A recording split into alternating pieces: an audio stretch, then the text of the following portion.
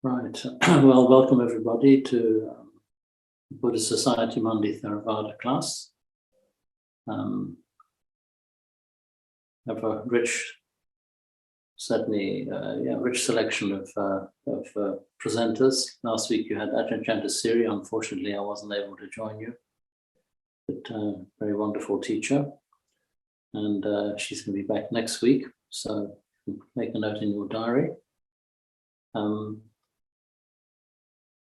I'll just say a few introductory words. It's always helpful to, I think, address the significance of these Monday evenings. It's a wonderful opportunity to get together and to hopefully learn, but also to reaffirm and probably hear things that you may have heard before, but that is often worth hearing a second and a third and a fourth time. If one is interested in this whole subject matter of liberation and the sort of Buddhist take on it and how to approach it and how to walk the path, then it's very, very helpful to do so in a group setting and just reaffirm things that we may have heard before, but that are worth repeating.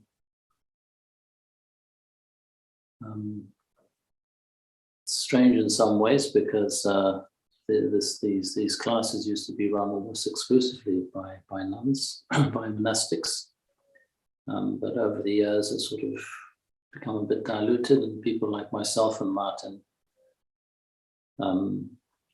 find ourselves in the sort of front seat. But I think it's a good thing because it allows a sort of a lay perspective to inform one's own practice. And hopefully that's one of the benefits that some of you may experience.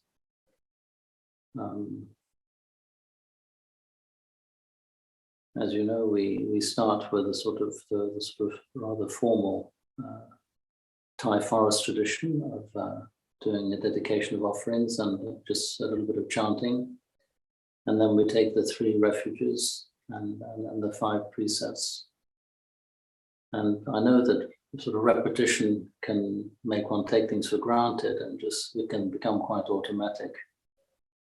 But every time one approaches the 3 refuges with an open mind, to really, as it were, get the full meaning of it, one realizes what a significant association and commitment one can make with taking the 3 refuges. Basically, they're positing sort of 3 key beacons. The fact that we are all able and have the potential to wake up to the reality of the way things are, which is no mean feat. And that's, of course, represented by taking refuge in the Buddha, what he represents. The principle of enlightenment, awakening to reality, which instead of imprisoning us in a conditioned realm, basically liberates us from the conditioned realm, allows us to experience the conditioned realm without getting completely lost in it, quite the opposite. Allows us to live in the conditioned realm in a way that is both harmonious and integrated and peace-loving and kind and wise. Taking refuge in the Dharma is, of course, taking refuge, one could say in absolute terms, in the way things are. That sort of timeless moment where conditioned reality manifests, and with all the laws that apply to that conditioned reality, and the fact that no laws apply to the unconditioned reality in which this conditioned reality arises. It also, of course, refers to the teachings as they're formulated in the Buddhist canon of teachings. And one can say as well, by sort of broadening the meaning of that second refuge, any teachings that lead to greater insight, greater self-understanding, one takes refuge in those. In other words, one suspends a sort of I know it all attitude, and one opens up to the possibility that there are teachings and truths which one hasn't fully grasped, hasn't fully realized, and some injunctions and pointers and explanations incredibly helpful. And we have, of course, the Buddhist canon, the Pali canon, which does just that, with all the numerous commentaries that have followed over the centuries, and even in the classes that are taught in the Buddhist Society and other places that subscribe to the Buddhist way of thinking, are all basically forms of teaching which we can take refuge in. It doesn't mean that we just swallow it all unthinkingly. The whole emphasis which makes Buddhism so attractive is on individual inquiry, on having often skeptical frame of mind to test things out and find out for oneself. So this journey of awakening that the Buddha represents is a way to waking up individually to that which is true and the way things are. And the third refuge, of course, is taking refuge in the Sangha. Strictly speaking, it means the monastics and non-monastics who have realized Nibbana, who could say from a Christian perspective would be regarded as saints, the people who have seen for themselves and who, as it were, amplify and support the fact that this is not something which is just reserved for one or two individuals. This is something which is a potential that can be realized by everybody. And in the broader sense of the word Sangha, it of course means the community where we have formed effectively a Sangha here this evening. And even those done with the help of technology, we're all practicing together and hearing the same words and having our own individual experience of it in a collective field of attention. So taking refuge in the three Buddha, Dharma, Sangha is part of the sort of a commitment that we make when we're interested in a journey to free ourselves from suffering. And of course, the foundation of our daily practice are the precepts, which are not laws, they're not commandments, they're really a way of pointing to behavior and thought and action, which is basically good, truthful, respectful, kind, and mindful. And so the five precepts are the absolutely basic foundation stones on which our spiritual practice depends. So what we will do is we'll all be muted, and I will chant the dedication of offerings under the three refuges and five precepts. Feel free to join in. It's entirely an individual decision to make. I'll be lighting the candle behind me and bowing to the shrine. That again is quite optional. But it's a good exercise if one is interested, just to experience what it feels like if you haven't done it before. Observe all the skeptical doubts, all the uncertainties that might arise, or enjoy the actually act of essentially surrendering to more than we currently know. So it's like an opening up. It's like a sort of I don't know gesture. I don't know it all, but I'm willing to learn. It's not a prayer. It's not idolatry. It's basically like a surrendering to truths which are bigger than we fully realize. So actually, psychologically, it's quite a significant act to make, depending on one's perspective. I understand that some people find it difficult, and that's fine. No need to do it if you don't feel like doing it. So I'll ring the bell, and Wendy will put up the screen share, And you can join in as you wish, or just read if you wish.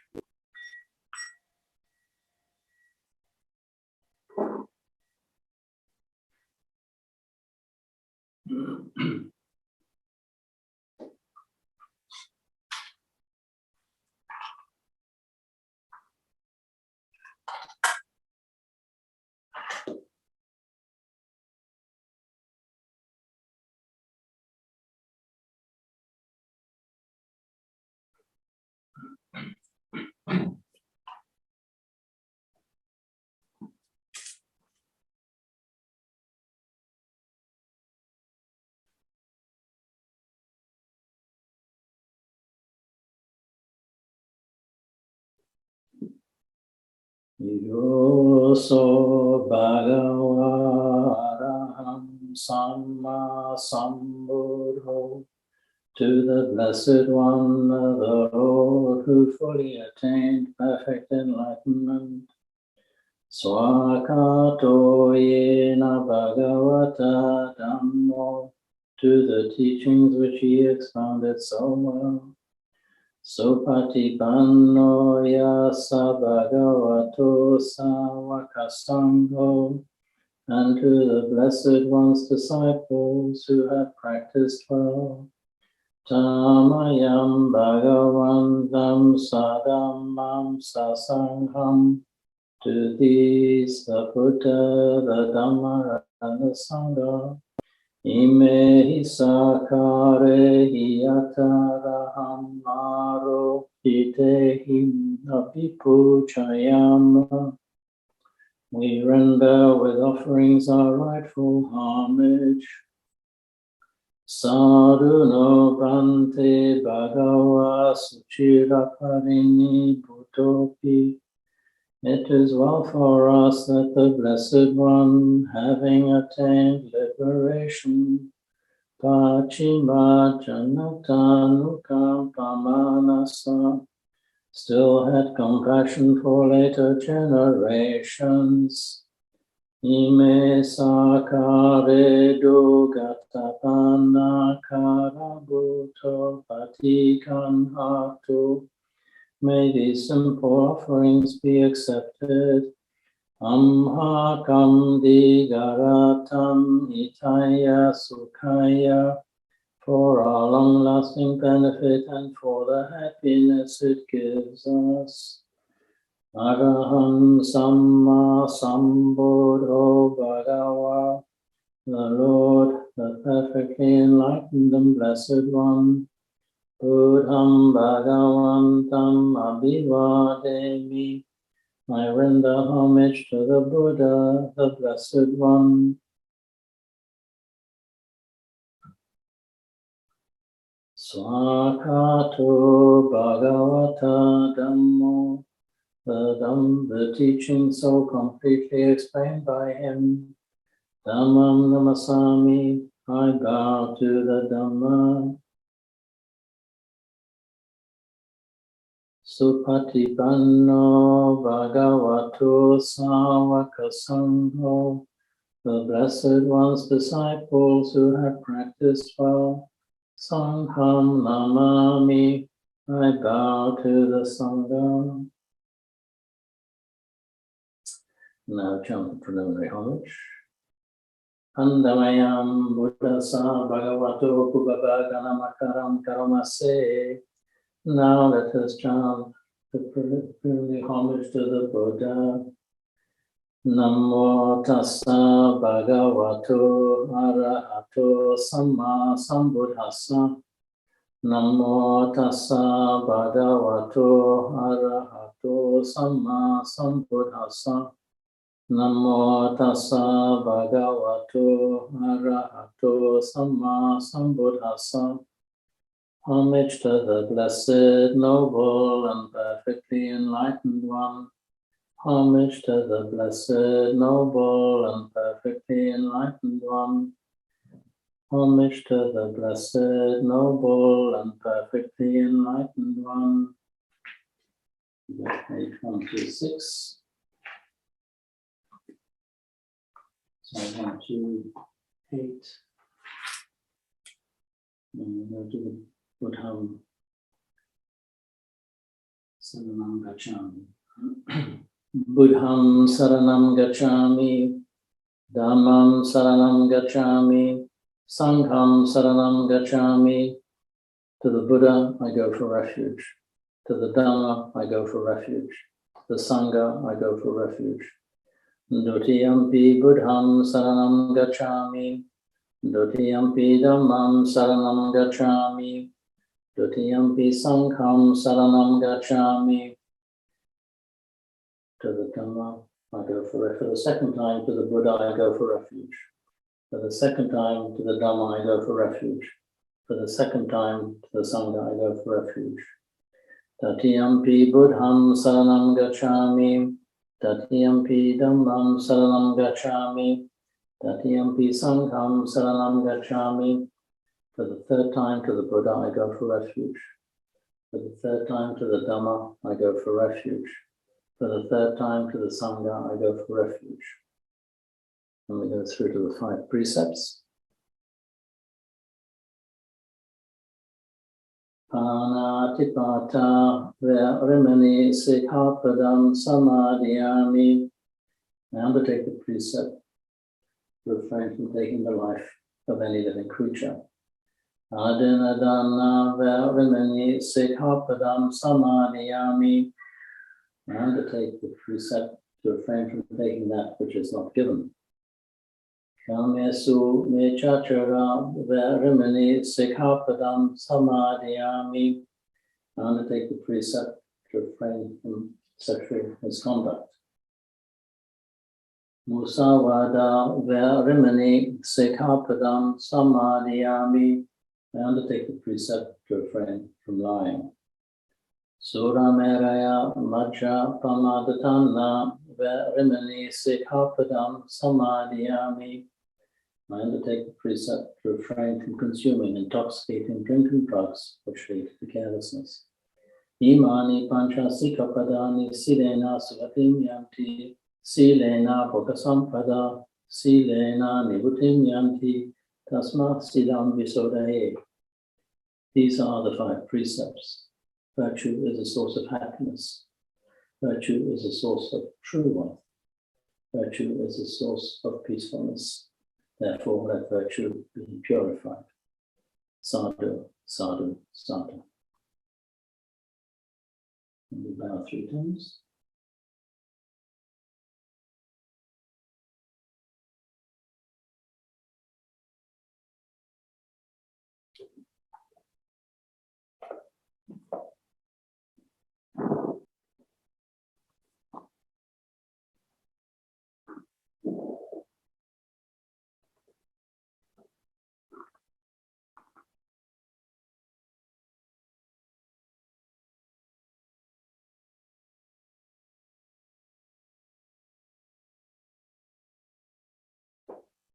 So the physical act of chanting, the physical act of bowing, actually embodies the commitment, the taking of refuges and the precepts.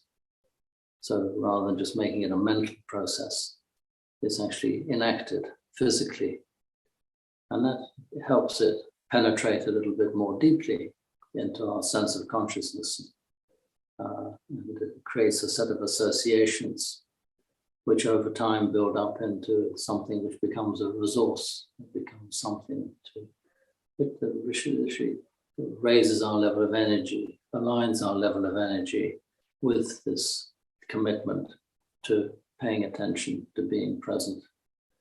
And that's sort of I think the sort of core benefit of the actual practice of chanting and of bowing.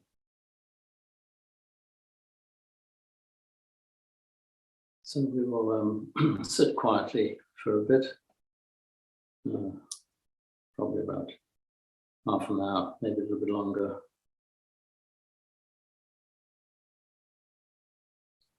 And there are many, many styles of meditation, many techniques, very many methods.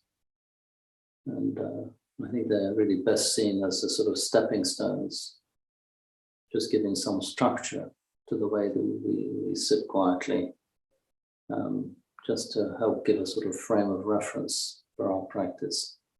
But really at the heart of it, it's about simply about being present, sitting and just being aware, noticing our physical sensations, the quality of those physical sensations, noticing our general mood, mind state, and also witnessing and observing the thoughts that arise in that mind state.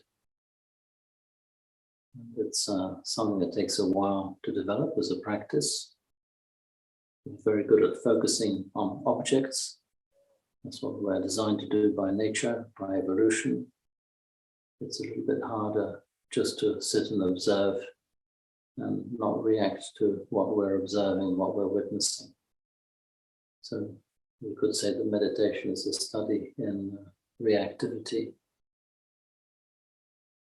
But what one does find with practice and with experience, as has been found by many before us, is that the posture that we hold our body in affects the way our mind works, our feelings work. So it's always good to sit when sitting upright, keeping the spine straight, chin slightly tucked in. There's a very nice sort of analogy or image from the Chinese tradition of being suspended by a golden thread from the crown of the head, linking us up to heaven. And it just helps, as it were, raise the crown of the head a little bit, which automatically tucks the chin in and allows the spine to straighten. So that's the sort of upward pull. But at the same time, we also sit very grounded, very solid, ideally with a stable posture with the help of a cushion or two or a stool, just to actually maintain a position which is both alert and at the same time relaxed, so that the spine is kept upright and straight and the body, as it were, hangs loosely around this erect spinal column. Shoulders not collapsed forward, not pushed back too hard, but the chest open so that you can breathe with the whole of the lung.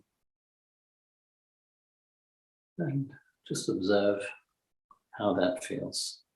You can experiment sitting a little bit hunched and then straightening out and noticing the difference of how it feels between one and the other.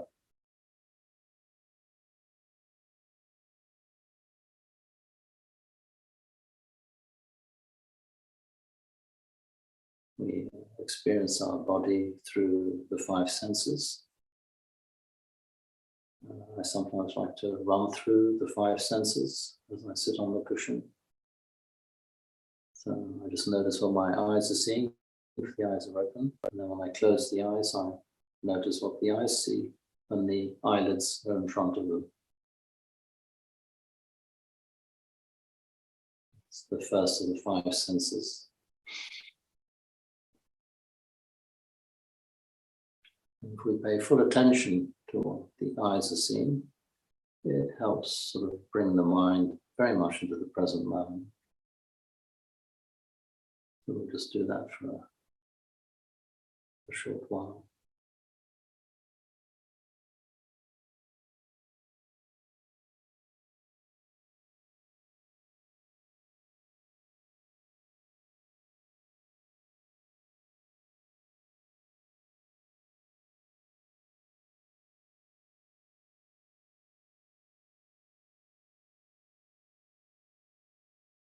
Notice not only how the eyes wander around, looking at all these colors and lights flashing, but also how the mind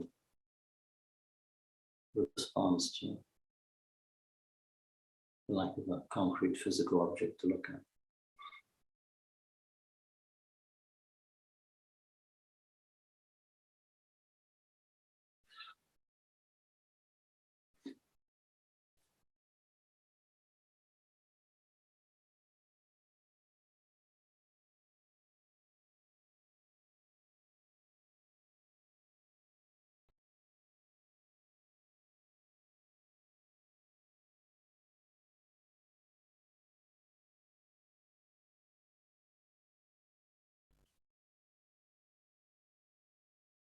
Just running through the senses, we then go to the ears and notice what the ears are hearing.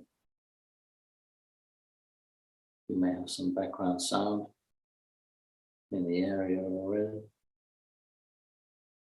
Perhaps other occupants of the flat or house that you're in, of traffic. But you can also hear perhaps sort of background white noise. The ears can hear like a background hiss, like a white noise.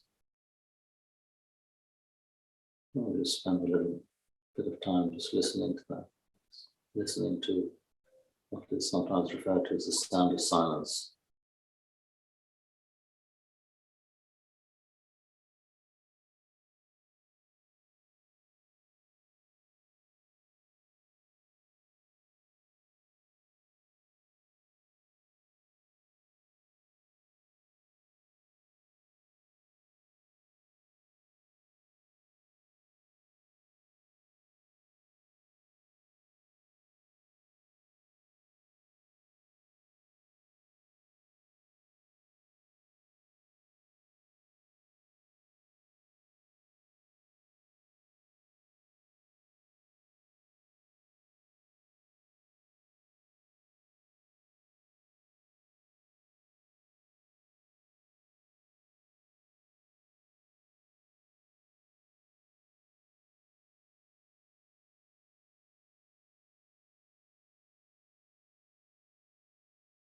Notice how we, in listening to the sound of silence, this background white noise,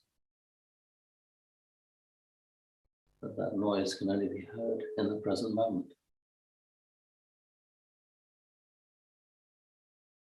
We call it a continuous sound. From a perspective of time, it is continuous, but actually it's always in the present. It's a constant. That's a wonderful object of meditation to have, because it's a quite ungraspable object. It's just a sound, a continuous sound, which can only be heard in the present moment.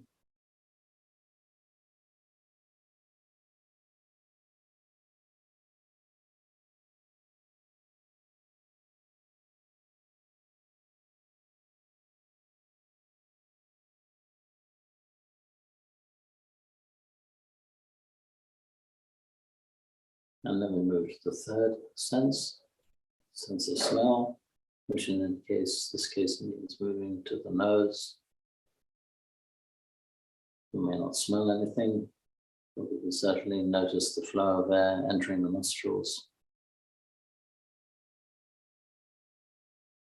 On the way in, on the inhalation, and more subtly, because the air is warmer, on the exhalation.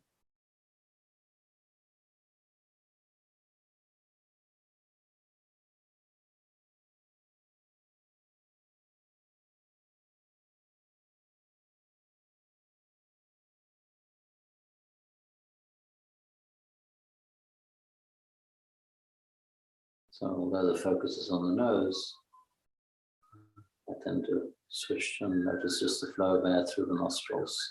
Inhaling, momentary pause. Exhaling, momentary pause.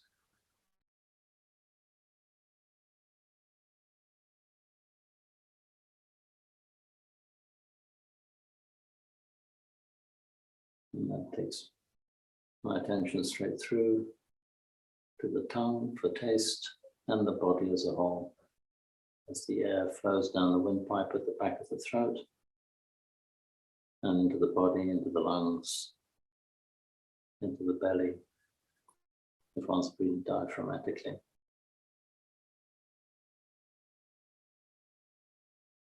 So we're just bringing our attention to the physical form and the five senses.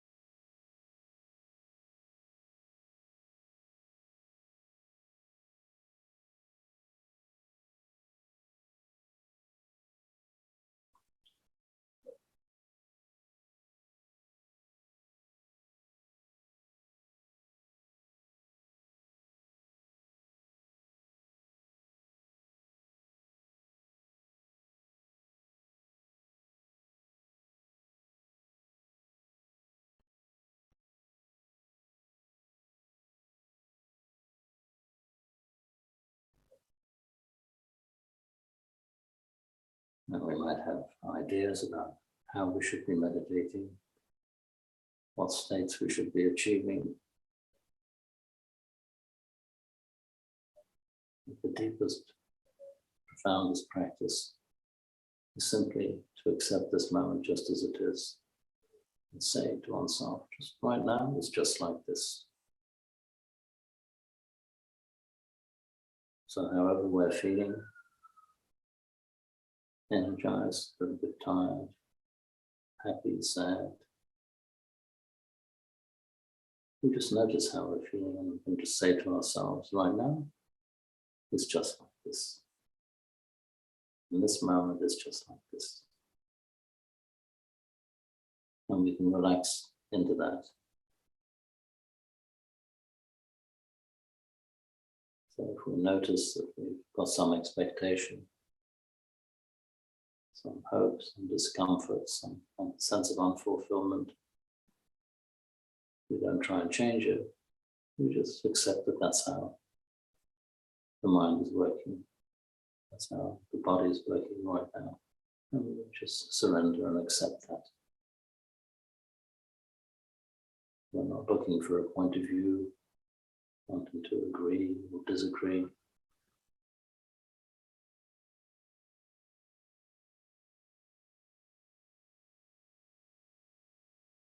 We just let things be the way they are while sitting, paying attention, and doing what the body does naturally, which is just breathe.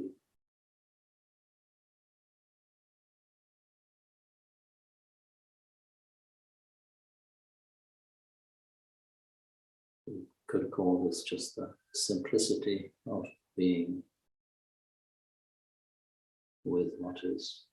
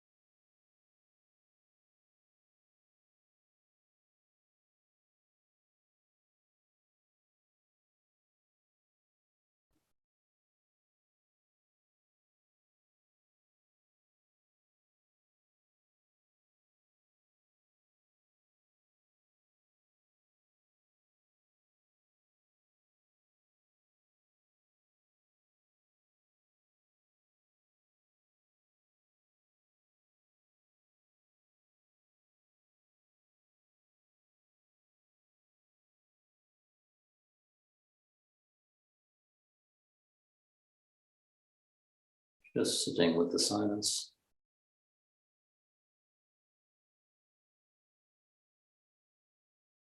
With all the body sensations that we're noticing.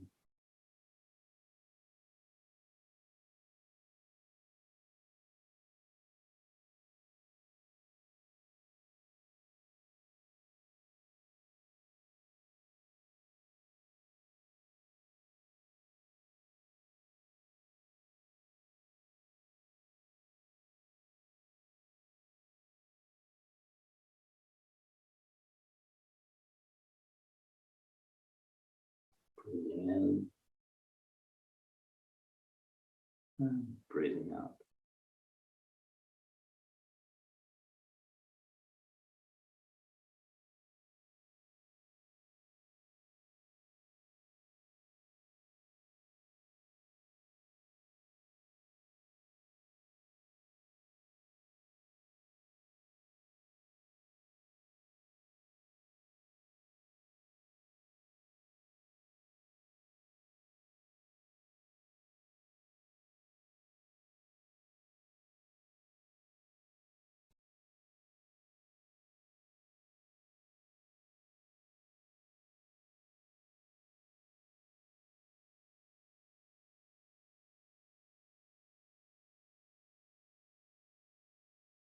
Just relaxing into any tension spots that might be developing,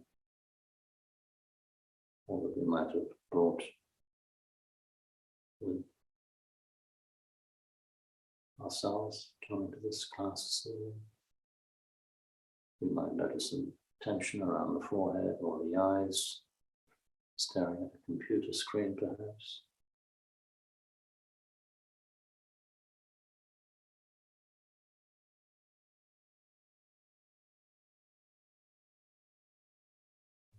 Relax around the eyeballs, eye sockets, temples, forehead, crown of the head, back of the head.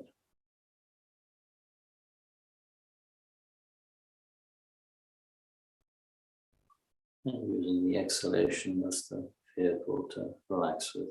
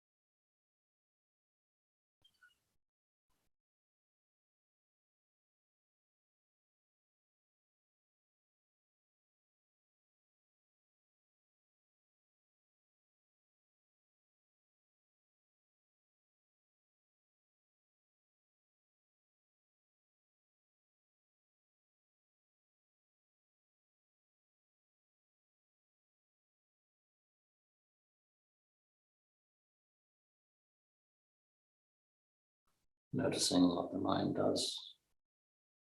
One will just sit.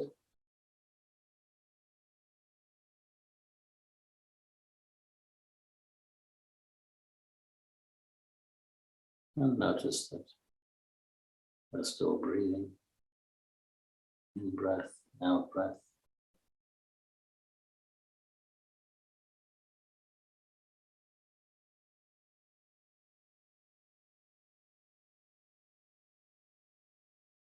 And notice the difference between noticing what's happening and then just getting lost in what is happening. As the mind spirals off into either a dream state or sleepy state or thinking state.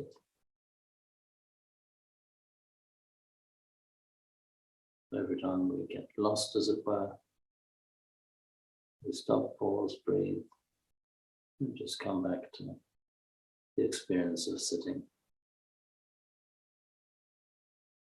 and breathing.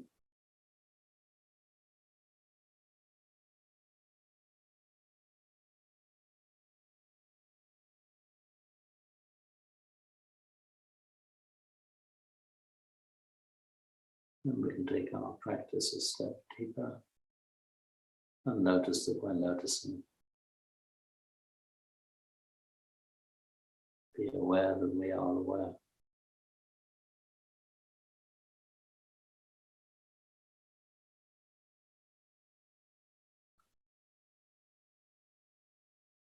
Notice if there's any change in body sensations when we do wake up to the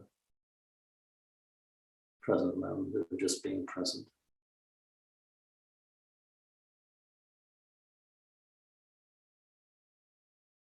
That sense of being I amness. I am the I, just being present, moment awareness.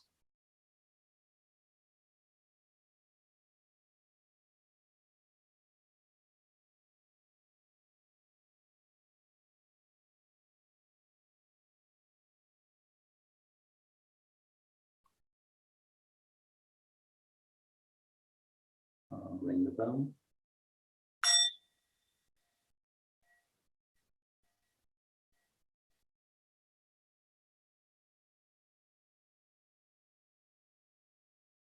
And just feel free to move your body if you need to. Change your posture, stretch perhaps. Twist your waist, whatever the body feels that it needs to do. Sometimes when we sit in meditation, we can build up attention.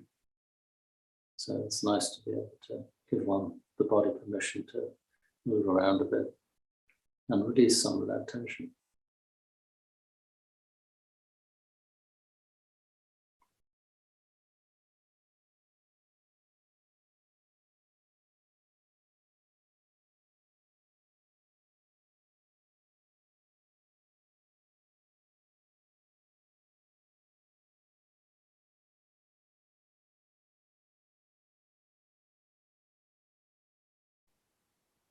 So I think I'd like to end with a little chant, I think, because it would be nice to sort of get out of thinking about things and sharing a lot of words and just go more to sort of a heart level. And I thought that we might do one of two chants, but I think let's do page 41, I think it is. Yeah, just a simple one. So it's Reflection on Universal Well-Being on page 41, after which we'll do the closing chant. So this, the words are very beautiful. And it starts, and I'll just read it out at first, because just to sort of, sometimes we chant it and it just becomes automatic, but just to say the words, may I abide in well-being, in freedom from affliction, in freedom from hostility, in freedom from ill will, in freedom from anxiety, and may I maintain well-being in myself. May everyone abide in well-being, in freedom from hostility, in freedom from ill will, in freedom from anxiety, and may they maintain well-being in themselves. May all beings be released from all suffering, and may they not be parted from the good fortune they have attained. When they act upon intention, all beings are the owners of their action and inherit its results.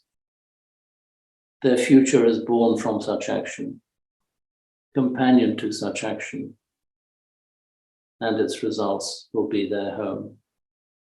All actions with intention, be they skillful or harmful, of such acts, they will be the heirs. The sentiments of this chant really take us to the heart of what the practice is about. It's about waking up and realizing well-being and wishing it universally. So we'll just chant that. Now let us chant the reflections on universal well-being. And do feel free to join in. May I abide in well-being, in freedom from affliction, in freedom from hostility, in freedom from ill will, in freedom from anxiety, and may I maintain well-being in myself. May everyone abide in well-being, in freedom from hostility, in freedom from ill will, in freedom from anxiety, and may they maintain well-being in themselves. May all beings be released from all suffering, and may they not be parted from the good fortune they have attained. When they act upon intention, all beings are the owners of their action and inherit its results. Their future is born from such action, companion to such action, and its results will be their home. All actions with intention, be they skillful or harmful, of such acts, they will be the heirs.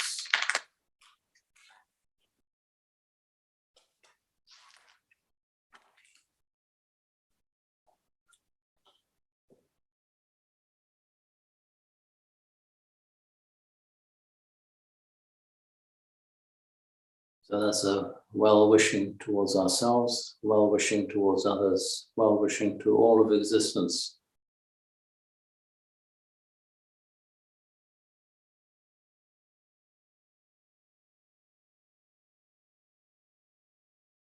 So we'll just go to the closing homage.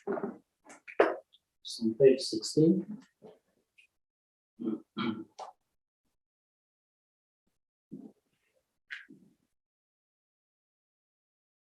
Araham Samma Sambuddho Bhagava, the Lord, the perfectly enlightened and blessed one, Buddham Bhagavantam Abhivademi. I render homage to the Buddha, the Blessed One.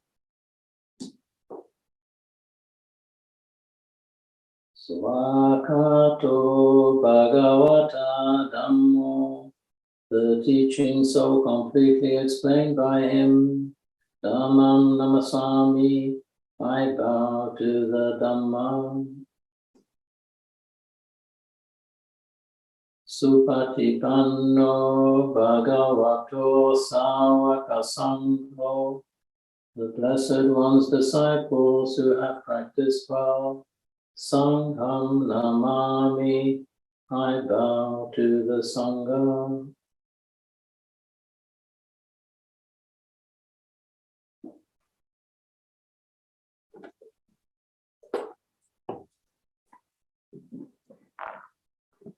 Right. Well, that brings our class to an end. Very nice sitting with you all and sharing a few reflections. As I mentioned at the beginning of the class, Ajahn Chah will be here next week. I hope to be able to join as well, because I always like listening to her teachings. And I wish you all well.